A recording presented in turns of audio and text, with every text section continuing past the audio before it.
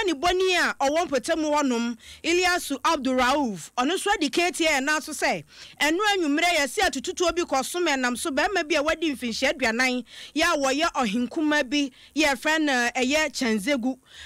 ye so wa famu ahwere ne nkwa afa ye se krachi bi nsuso anu osusuo sa wo hye kire nti wo hwehwe no a nipa ahwere ne nkwa ye de na mu akwakosha mukrabia na asam no nkyeremu ni di ewo mu ni bresi poten ni dia posifo DSP Muhammad Yusuf Tanko aka Ilyasu ne betimi achemu ache Ilyasu akwaba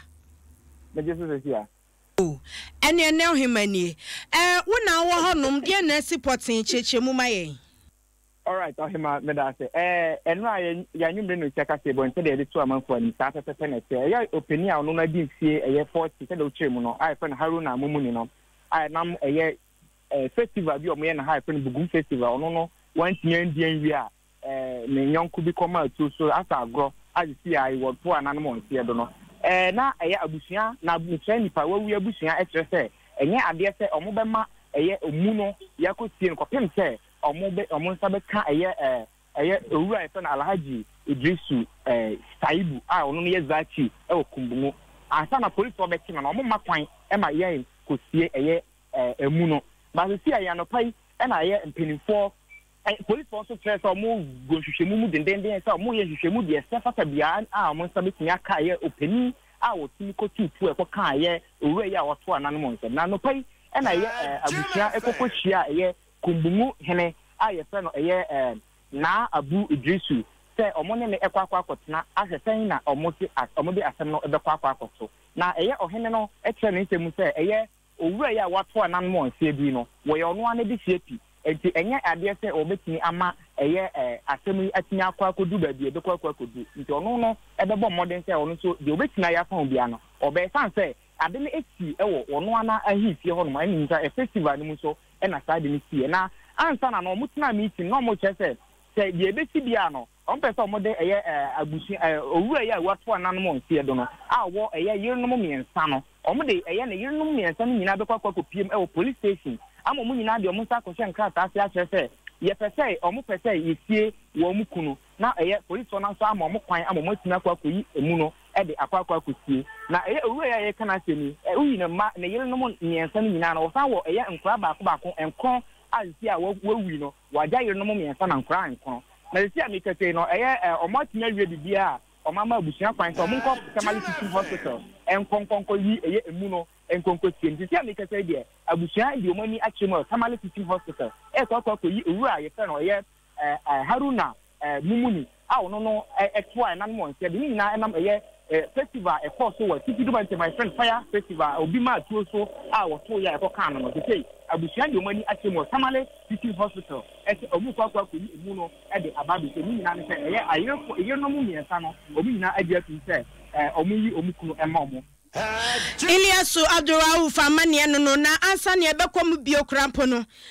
ani da kwanse amampani na adodanko akufo adoanura otu kwan esa wa free Ghana hanum kwa Mali wakwa kwaboa ma opani a wayi no a wodi besi adwa so samampani His Excellency Ibrahim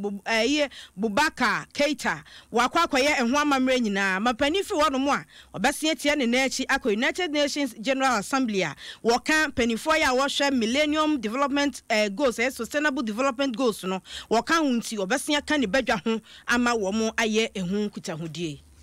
Yantoa esam no so na yanko ya nimwe na enei abetodwa ese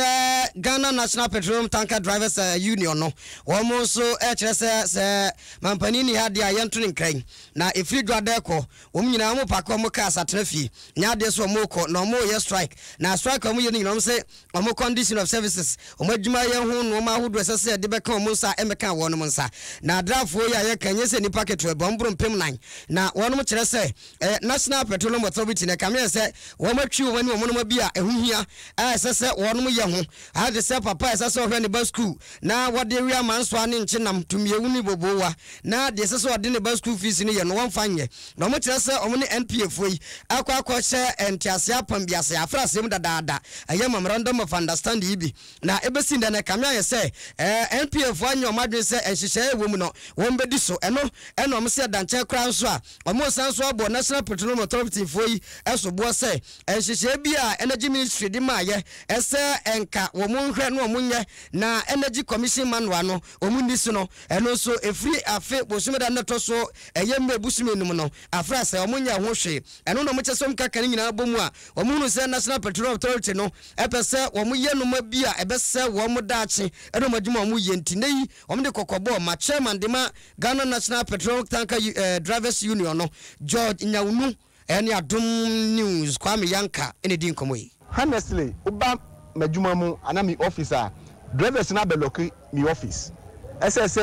se omo person mo cost strike da bia na omo kan e wa makatia ho a se startia na mpanyifo abefrɛ mi na omo akɔpa na maba na mini drivers no ebe kasa na mapa omo kyɛw da bia thinking say so omo yesa na omo so mbe boa na omo di nhyɛ na to ho ba senior tie no sa na tie nti this time around die nyame anim fridjuada ne ensida wo tanka strike mu no ebi besi wo Ghana ama obi ehu because mpanyifo no pese yenye dede ansana omo hu say ye ne ebre because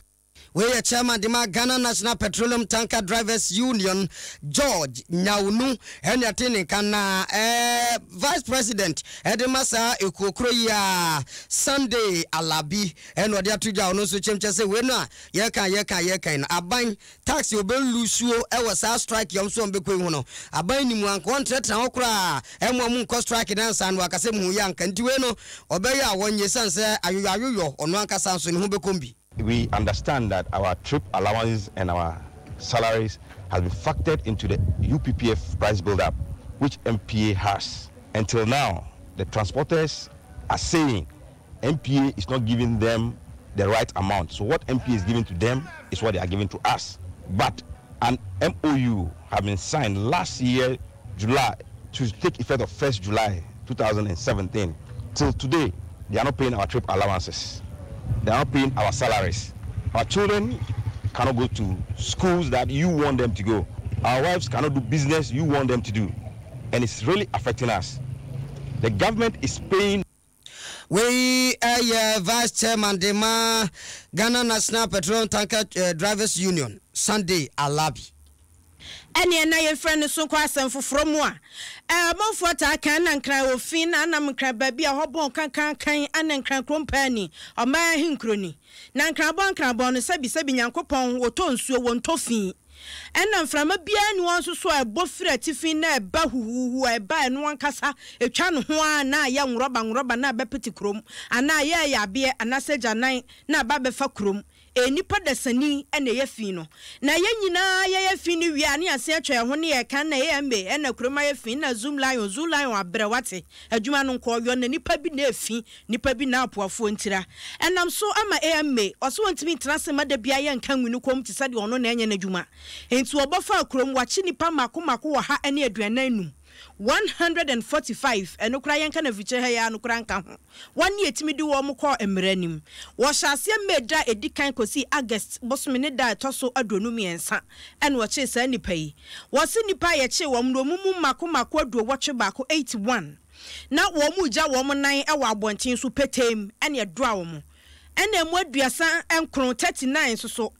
ene oya bola na ohwe ha atwaw wo mo ho ahi pa no wo mo de baby e be fa bola no wo mo nyi bola daka no bi wo di wadaka na kwakosuo no ma kyekere mo de no mo de abeto so oba na de na ye ma no de asifom ho enti wani e be fa bola no duo no mbuafua no mo kwaja enti se wo fie animu a wo de be fa bola no ko no obi bola na eda wo na chi kan sa nipa ne yetimi chibi mako aduasan kro 39 enti wo ye bi atwen no mbekyewo afa nipa mako du baako yese na wo mo dwonso peteme no ko ade Ghana ha yensisi baby adwonso na aka na onya den enu nipa du baako yese ye kyewo mu na enu no kire mu se enipa no mako nsia nso ye kire wo mu se wo mo gyanan ya bia wo fie no wo mo connect anaso wo mo de droban atuma ba beto abonten gota e wo ho no munumu ene kyese etini kokogum ena emu miensa nso ene ya wotika mu no odidi oyi ni nsa abonten so twawo wote abronsa so otimi gya nwura na ba beto fom ene ya kire wo mu na sa nipa nyina yese ya chi bi o CBD Accra Kwame Nkrumah interchange YCGC Temasesha Gbogboloshi Odona ne nkeka ho na Penny Gilbert ni Ankra ene edi nkomo ekyere de enti a ya kyesa nkrofo yi for 145 for various sanitation offenses within the metropolis. Now, more offense, anything, ebini omo ja omo nai e abontin ebi mo so ejun so e wo bibi a yenye se ejun so ebi mo so e de bola egugugugu bibi a yenye se ye de bola egugu ebi mo so ho a omo nam na omo bie omo waste water no omo dana insuo no e de good drains no mo konfo bi so ho omo so omo nam kroma na omo tutu rubber any refuse e de gugugu form by heart. These are part of assembly strategies are used to ensure that ebetimi dealing with the sanitation challenge now in order for us to make Accra cleanliness no. Anyway, your penny I want no and a shenkuta wudi some so Accra Metropolitan Assembly and Gilbert in Ankara. Yantwa Kasiabo no so na lobby Kasiabo na yadema we na we no ko Facebook say ya your hofan pa ene bema 10 gram ahofa enua dwame na afi Ohemaa Sakyiwaa Ahwenepa papa bi ono nso efe pa ache se ya ma screen so ayefe wi na ukọ ho Adom 106.3 FM Facebook na chese wahwe na yakura nim District Education Director wo asene manso across so ewo apoye mantem region your friend say Joycelyn Asante Boama mami e de achew pasoro nko e de to aban anim say osre papa enei eya na yese ye positive teacher ni bi ese sebianya do wonko kura bi ase nko kira de a ya na wose wonko eni ade aban so no wode nutuhu e na wode ka se mo nko kira de we kurase obia so nim say ade ba ko a ya pa ne say ya wato achimota na anase tema na fe ya postu wo se ko onwo emobide na nso nim ba bi ho eyetu pa ade ache a nkyekere esu na wote twetwetwer onte ka ben ewo ho na no no ya na eden alupre na nwemo hu enua dikuro na faso na no ena ma mi kire se eba ne sa no aba ne nya bibi a be hye nipa ne nkran se akurase anase kroketu amde kwa kwese no bibi se kakra bi je na ja nso nkran ne se wo kono ya bebua kakra bi a wa sikatua ya be kakra be kan ho bosume so allowance bika ade bimpo na aswomu nkran na woni nkonsa se kosa akode a wose nya ade se obi abepese obekosa nkronkron ketuanum na wakwa akwacha ade wose nyina nso yenkamom na yenkyekere ne yenmasua no etimi nyina ne naso incentive no more teacher for example ya de na miminim ne ye won accept postings to underserved areas no mo na but and say wo mo na abakonye frequent but incentive mo enye scam for instance one remote areas are making so we could study leave with pay while so be or what time no best spend the best 3-4 years and son after school and son when you have opportunity who say 2 years pay e betimi amawo penya mawako intenu so ye incentive ni bia enim sa ba ni ma no donso so penyifo de bu bebi ufo no so ago modin aye ni nyina na yema mi tro aso chemchese wono kra wo kase okase no wo kadma adekyerefo nanso omokra desro no wo mo haw bebre aban esese obeboa challenges ne de enu na ye for round yegu ebi ye problems are schools no wo staffing e ba in classroom size and na nkasa ember school because of school feeding me buy many teachers ni bi akasa encourage wo when be on the first one enrollment drive no manya kula na because I have a very nice school a social classroom but aside the school feeding schools be one almost very large enrollment and school feeding anyhow.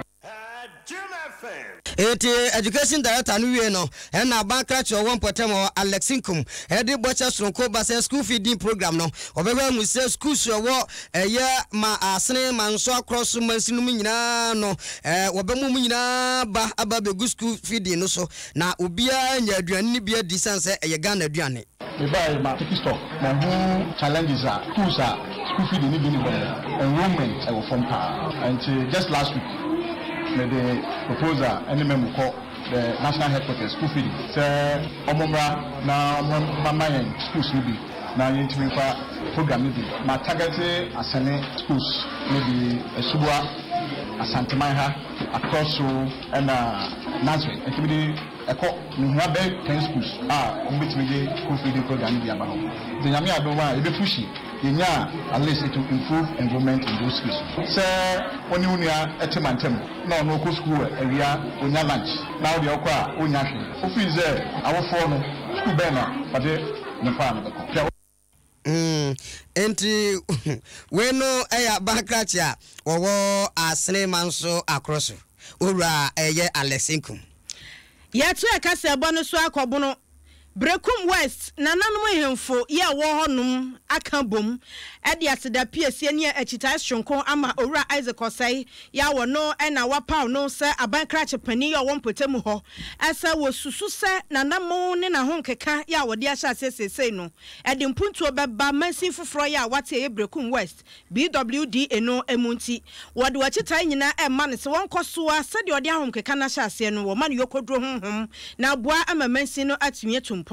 wakwa pro enna nano ehemfo ya wo baabi ti sa ayimom gyengyene abi enne nkeka ho kokodi nkomo na wamanso ha yese pani dwai wia na nsu asanti odi ne na wie ye nyina kokko wie Brekum a wone oman hene ya wo Brekum enne kokohia ye ya wone dasebre kokodi enkomo ma dasebre so de chidi nsam atai na chie ebre wokodu abi enna nanata asanti ohine owo abi wone soso ade tu dwase nokranie ba wabo mo na so no kra kire na ho fama na ho brase ne saso nti obekoso ene no aye adwuma na enu achi ena oman hene ye wo Brekum dasebra Dr. Mankuna de ewu otoso mienu wode tu dwase oba betena konwa so be mfia duonu nie we ne de edi kan a ye de abankrache pani aba na waba beka de opeso ye bo Brekum wo bi beba ne na ebia bibi na edwan no ho no obetwam aba be ma ne hai nana enu achi no bia ne wono watimi ayobie enti we kire se krache no wa ho fama o wa ho brase nso obetimi de abo Brekum man Assembly members, be our kind of buy. Yeah, the Asada any Cabia and the Mam. Yeah, the Unyasa, Adrian, the Obaban and so. Yeah, Nas, any need kind. Yeah, MCs P. Abba Brekum. Yeah, Nanso so Opia Niwa, Obeta Kojanaswa, Wabafia, na Wabaka near Opesa or Yema Brekum mine. Yeah, so Wabata Bibia actually. Yeah. Say. Na me desi mani so am pese me ye ma Brekum mine. Eh ayro ho. Yeah. Obi o ye de be ye MC a efi akra o si ada. Na se nananom nimu a ekwan benso na ebetumi afa ne ama onkranhye. Yeah. Ne ama wafutuo. Ne ne keka ho. Yeah. Nti we de me da wase pa se oba Eti wei aya dasebra Dr. Amankuna de woto sumienu Brekum mahene ene ete ne no anu achi oro sai abankrache pani owo Brekum West so na no betum bia wo kire sai abamu akuma ote so no a mampani agina di tumi ate sa acha ne nsa won sai ne daache enti onu sufra kuma pam enye adwuma ebegu mampani ani mase de obeye adwuma se de be beboa na mum wosere nananom sai woni omanfo nkasa na se edu eto tu aso a wo mu omuna sanse no omu de be kuro no yie Enyuma bebre so beba on bepe bebi a on be sitan ye sere nananom se e ya na mo pe bebi atoko se ye passe ye be ye bibi wo so a ye be ye bibi se nanu na enemy call agency side go any coordinating director na o kire ye bebi a assembly no ye ya ho se ye pese ye sitan no a ye betu ye si no ntina na ye da wo na de ye kan ni na no e sika eto ndio wanza sema ni Mungu. Wanza mama kasecho rumba. Eya na nitiano edrube bia eya jenga property rates na tikita ya titi eno so no obi ho se wo ban no afa da yechi. Na na assembly members bet na say na mama ye nipa emienu na obi be ye dwuma ofa we mu na obi so aye dwuma wo ifa ba ko no. Enti wei abankrache pani owo Brekum West mensin foforo no mu kwasi osai ene atesa wo kire sede nananom fa ansase nto ho na edu mpuntunma wanya bia wo so afesu so eto no bo mu tua mu nkom anim nsiso esanse no ane de babo wo ho bra na no otimi aboa ma masin no animonyama bam yanku anim na yamfa madwenche ni be emra sanse madwenche na ntraso a kasebo ni yenwie Jerry Amoa echirese you guys are doing fantastic job na do super weekend news no so de okoba bia no na amansan nyina etia se hwi kwasi krum RC primary school wose o church ankrofo a district of Germany eno no de free buy flex akito echirese yempanimfo no omomwa yakura mumwaye na labo ena be free ba owusu ansa eje se yankanche na adodan ko akufu ado se hometown rules wasepa ya bunchombrofo ne yankatwi wa ha amakohire destiny chese melesen to imu ewo jenejene a chese jeje no ti kasebo no moni mike da kwa chese starter masema yekan so mutiu na uma no si usikasa no hwe ne kasa yi Sam George has no case he spare our ESD and the walanyo akwetia eno on the politics ewura mu ha no na law also loud and clear emusefa wholesale ewo nkranza ono so omutiere kwachi kivi chese me new pub nkranza omunso twahia wonum etie kasebo no na ode yento ga na nyina macha na fo na dachi ne behu ponsa prof choko hs Ghana fo bi are very dirty pa bi fiamwa enti ye chichuo mu ayencheche Samuel J Bota hs will listen to yen e wotakrade na do super weekend news no de eno na ejan na so kofi tractor hs in fact mukase bono mukabum sadia na mubodima pa Elizabeth akuto enso jesiwa David abachese super weekend news no de ensembum na enijensu yo ene na osu ansan so de ni o super weekend news no de too much na osu Ohemaa woni na so Obrempong monkan kire na na do se me osu ansan me krom kwan kwapem se eye kwapanin wo ofen so se kwan na senti na na do ate wai kwa me ka kire se o kwapenegan na otie osu ansan so se san edem okonko Godfred ena onso se wo chia hana se o Spain ne o ware brampempemme odo so de dia ba kofi tractor obrekum o say won wani bre Isaac Osepa say od ko obrekum west na wa ma o mo ho na ohwe na om keka won mwanya ni bre kra o mo jealous obrekum west san say krache no ohwe na odensa che papa beba gingere ni mpotemu enti onso ne dia no no so na ye agina na Adom super weekend news tasty edition yade ni nyina aba awieye uwe bi o Facebook live aseda ni nhyan kan affiliate station baby a wutie kan ho bia wonti ene yade baye yenya yesom no ye me Ohemaa Sakyiwaa Ahwenepa mene nana Agyie Obrempong CP bema 10 gramu ahofa enviably ahofe edwame na Ohemaa braba kamba me dem pasa o ya sa no ma kom de mi o asenwe de unyamia unique na kwa mkulo ni Joshua na no Moses ko na oso ntimi nkasa Nyankopon frɛ no kan no no one kwasi se du asante Abednego na no yedom kokugu jetapum so san pie ba so be ya Adom kasebo na ye ne no ha ye kasebo ipa na we no eche etesha chachu no betraso titi bebo Adom fe no mamwe titi